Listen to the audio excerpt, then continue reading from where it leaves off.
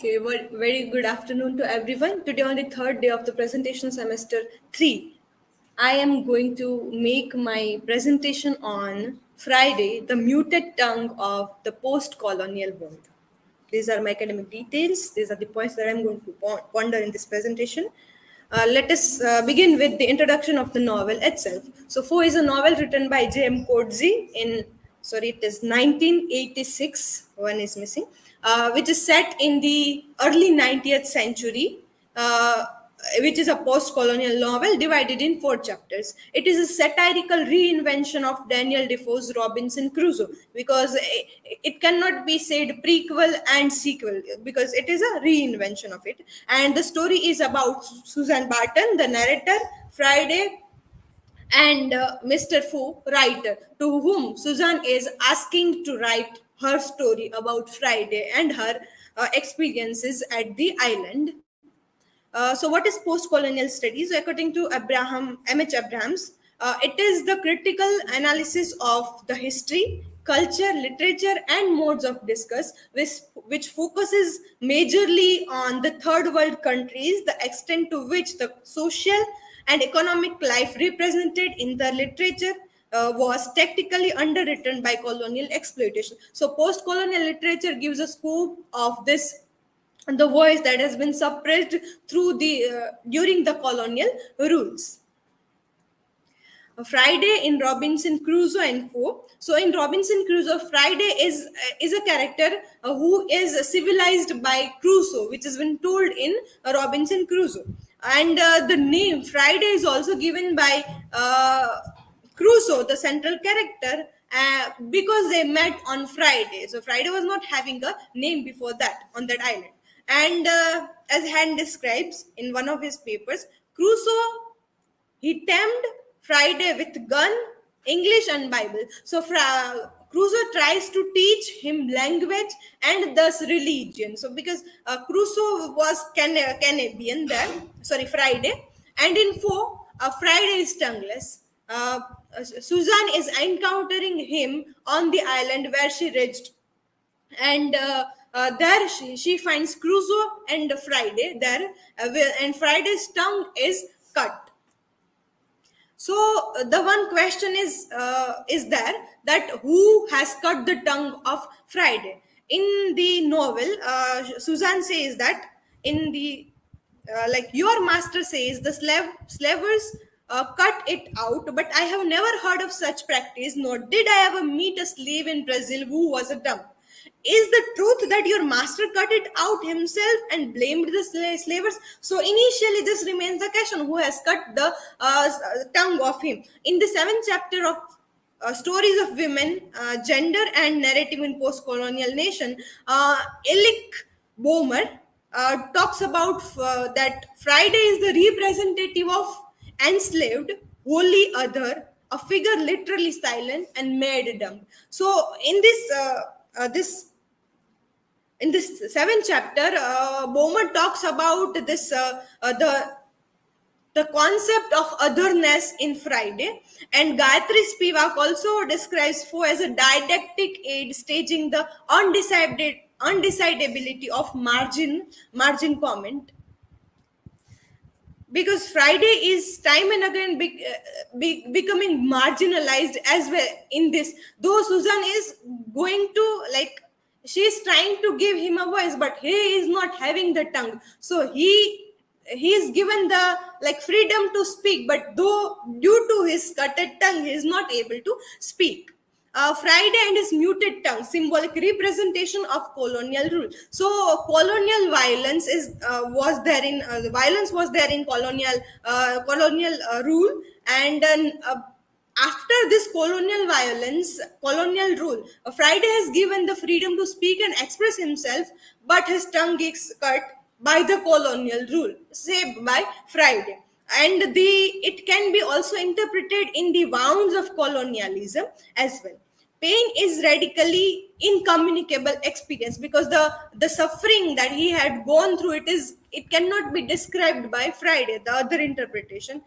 Muted by his oppressor, refusal to mean within the oppressor's system. So the other interpretation can be like he was not allowed to speak, as in power structure the people lower the power and you cannot speak against the authority. So it can be like this. The story of Friday, as Bomber also says, that story of Friday tongue is about a story to be told, or unable to be, sorry, story is unable to be told and or unable to told by me. That is to say, many stories can be told or Friday's tongue, but the true story is buried within Friday, who is mute. The true story will not be heard till by art we found a means of giving voice to Friday. So the story, as Susan tries to give a voice to Friday, but what happens, the story of Friday, what Friday thinks, what he is observing, what he had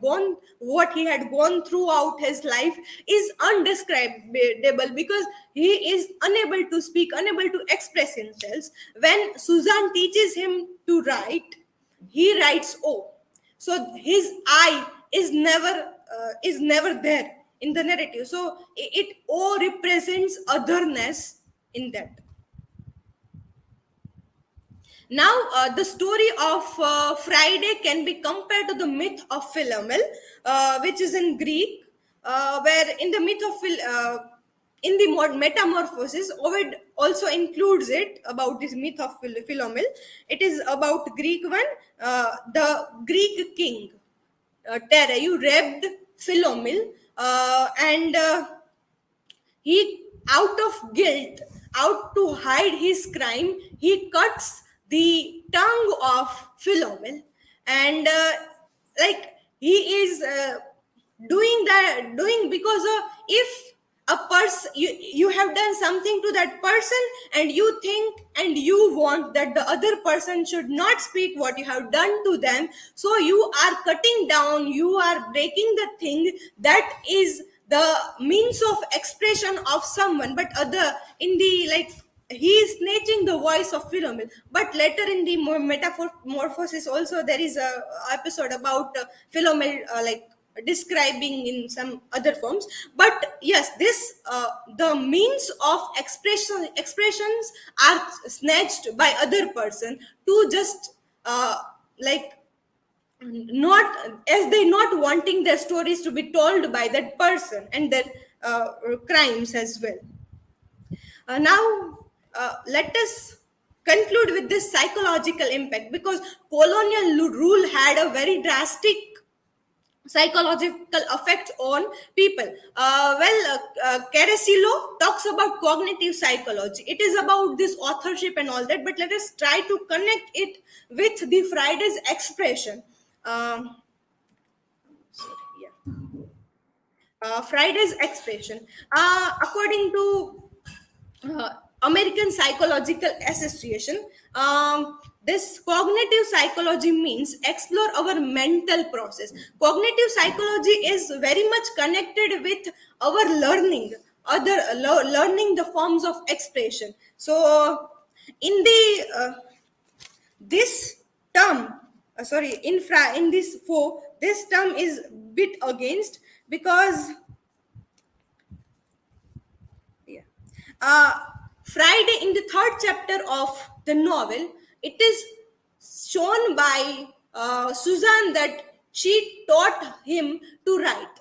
But in the whole novel, we cannot find a single evidence of his expression of himself in writing. So this can be like considered as preconditioned mind. Friday is taught the language by Susan, but though he is not expressing himself in words, it can be interpreted in various ways. Like he is now in a thought process now that he don't want to speak up right now. His mind is conditioned by those colonial people in him, and this can be interpreted in feminist discourse as well, because now female women are getting freedom, but though they are not speaking up about themselves. Why? Because their mind are conditioned. Now they just want that free space, like not free space, but now don't want they just want to get dependent over others. They like not coming out of that zone of this rule. So in the same way, the psychology impact the character of Friday as well. So he is, we can say, is feeling safe under this Susan. And one point should be noted here is that he was told in the story that he was cast away as well. So now he has no way out to go. So it can be interpreted in both the ways. One is his tongue is actually cut by the colonial master Crusoe, and other is that he now don't want to speak up. Now he is feeling safe there. He is not wanting anything from that. So it also shows that his need is being satisfied, so he don't want to speak up, that he is not able to understand what is happening with him. Now, if we take a literal meaning of this word of Friday's muted tongue, let us compare to that first interpretation with snatching the medium to speak in democracy in Indian context. So, under Article 19A, 1A, all the citizens of India has given freedom of speech, and one of our four pillars of democracy is media. And though democracy has given right media to speak up in a free way, to raises questions against the authority and other things, but at the same time the results is showing other. And as reported by Subhas Palshikar, he talks about various things in article as well, but let us consider this one, that in India forum, in the past 7 years, there have been more than 40 cases of internet shutdowns. Systematic efforts have been undertaken to discipline the media by mounting cases and inquiries against journalists, besides using various regulatory agencies to target media houses. In 2020 itself, 67 journalists were faced arrest and or inquiries, practically turning attack on media into official party. And even most of this in the last 3 years, it is of the ruling, the cases were on the journalists who were speaking against the ruling party. So at the first point, we have given freedom to them, but at the same time we are cutting their medium of expression through which they are like telling the story. So the role of media is here being cutting down, and many journalists are facing these issues right now. In the current scenario, this media and journalism is talked about a lot. So by concluding this presentation, we can say that Friday is the person who at a one point told a tongueless person, but his silent talks more. As his silence is, like we say, that silence speak more than words. So whether if he is not speaking, but his this tongue talks a lot, because it talks about the sufferings that he had gone through throughout his life. So this is all about my presentations. These are the references. Thank you. Now I'm open for questions.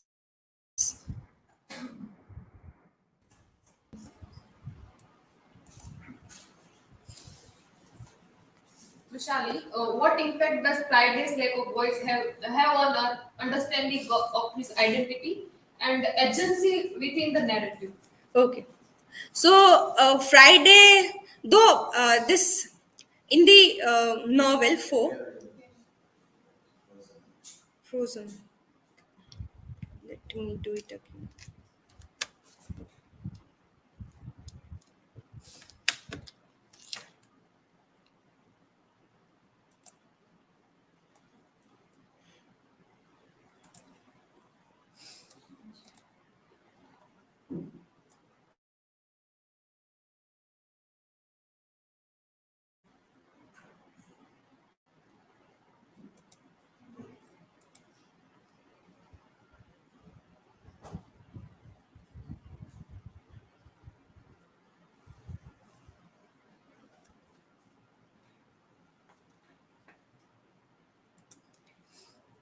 So in the four, Susan tries to give him voice, but this his cutted tongue and his muted voice uh, tells about his identity as a black.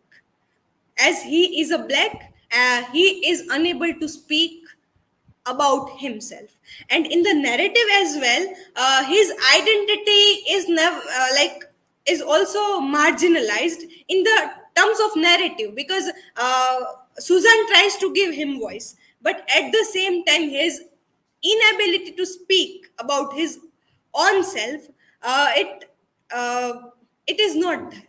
So it like in the narrative, though he is having the lack of voice, but though he is telling a lot. So in this, James Coetzee has used his unvoicedness, his muted tongue, to say more than what can be described by Friday if he will be able to speak, or if we will be able to tell his story. So it can be interpreted in this way.